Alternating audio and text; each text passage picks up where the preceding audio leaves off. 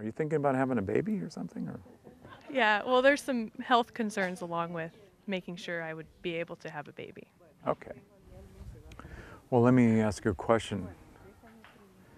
If you had the choice to go directly to God, would you have a condition for yourself that, no, I need to have a baby first? I don't think so. Well, you might want to work that out. Yeah. And not as like a either or, we have a God that says either you do this or else. It's more like some of what I talked about a little earlier, that we all create, we all have creatorship, and then Spirit honors that. So we need to, in some way, release the creation that we have created, let it go, untangle it, put it to the nothingness from which it came. So that the reality would, well, if I had the opportunity for the greatest blessing or the very best, the highest good, I wouldn't let something less than that interfere just because it was my idea and I put a lot of energy on it and I got fixated on it, obsessed by it, and then it became like a law unto me. So in some of that, it's important that you allow yourself to be available and open to what is the highest good here, now.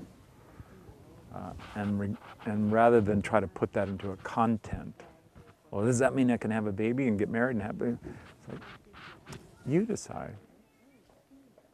That's really up to you to decide.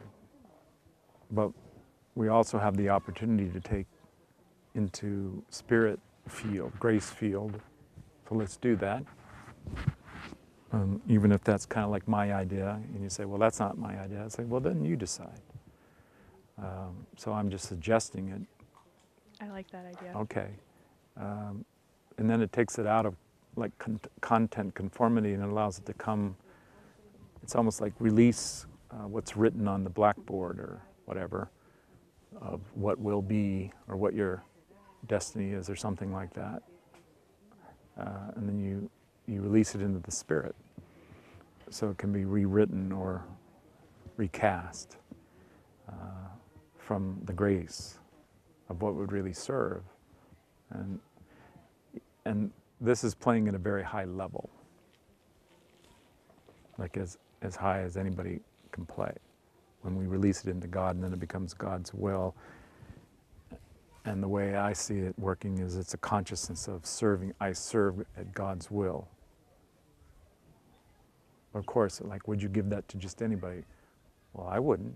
But would I give it to the God that is the highest God, the God of all? Yes. And then it's like, well, then do you?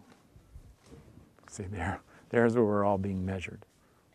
And do we come into alignment? Do we come into actually serving the will of God?